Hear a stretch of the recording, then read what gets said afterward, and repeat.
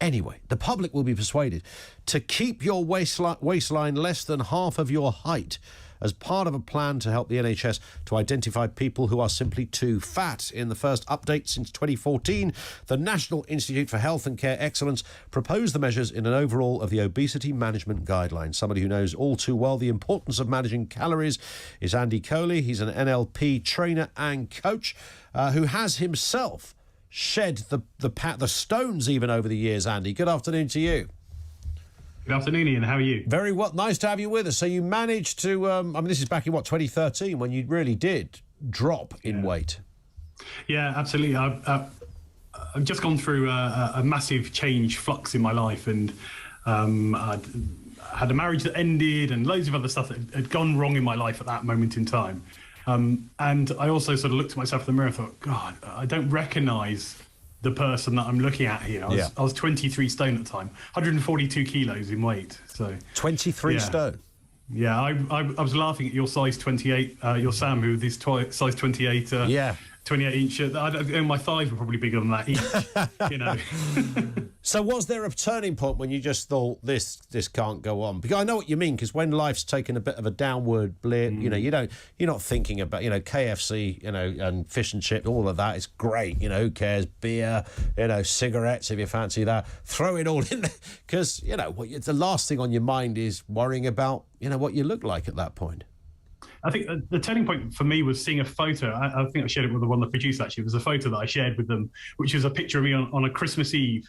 And I just didn't recognise that person anymore. I was wearing, and for such a long time I was buying, my clothes at big stores. I couldn't go into the high street and buy anything off the peg because, I was in the in plus size departments, well in the plus sizes, the 3-4 XL departments, and having to get stuff mail order or in specialist shops. And I just looked at that person. I just thought, you just look so unhealthy and so unhappy.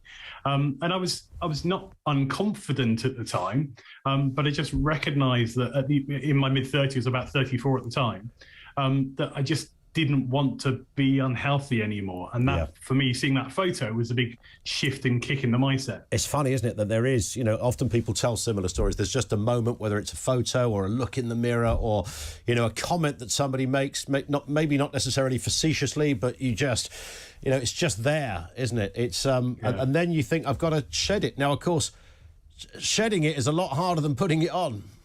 Absolutely, it's very easy to consume extra calories, and it takes a lot more effort to save them at the other end. So, that was a process and a journey initially that took me about 9 months. So, in the first 9 months, once I decided to do something about my health, I joined some fitness and boot camp classes in the January, February of that time.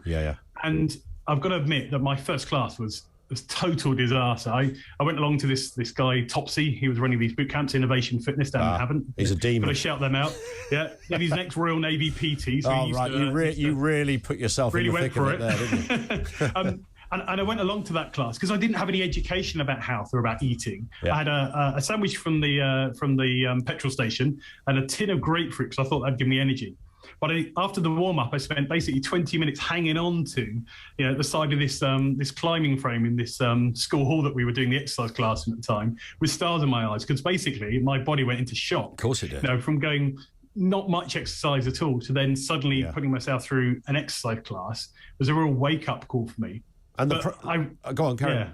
But I really loved how he really helped me to re-educate myself about what to eat before the next time round. And the process is interesting. When I've spoken to people, and I've seen it in my own family as well, who've needed to lose a lot of weight, it goes in dribs and drabs, doesn't it? Because you might realise, week number 1, you've lost 6 pounds. You think, that's amazing. If I do that, that means every 2 weeks it's nearly a stone. And then, of course, the following week it's like half a pound. And you think, what the hell is that all about? I've just done the same thing as I did last week.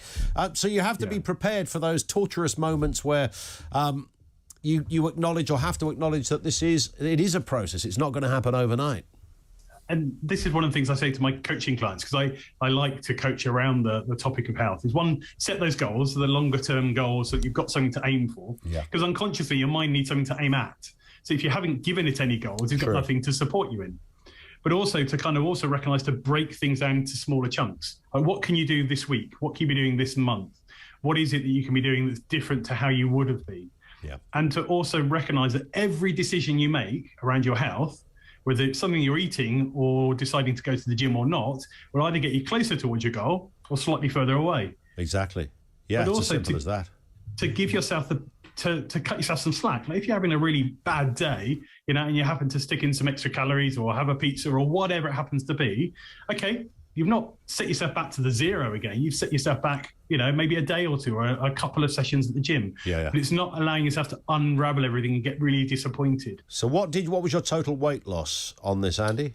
So the maximum that I lost in total, I went down to 98 kilos at one point. So it's almost 46 kilos that I lost in weight. So what is that in stone? It's around about 6.5 to 7 stone in total. That's good. And over what period of time was that? So it was down to about 2014. And at that point, I was doing 5K, 10K races, and I even did a triathlon back in 2014. Wow.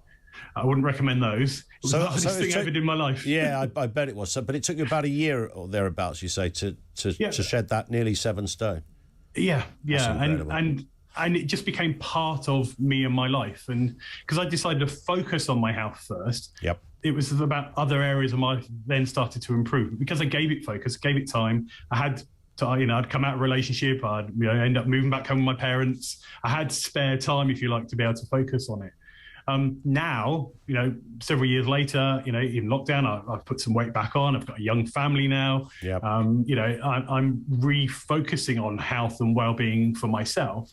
But I recognize I need it to work around my life and not just be the only thing in my life. Perfect. Listen, Andy, thank you for speaking with us. Andy Coley, who's an NLP, that's neuro-linguistic programming trainer and coach, but he lost just shy of 7 stone over a year. And I want to throw that out to our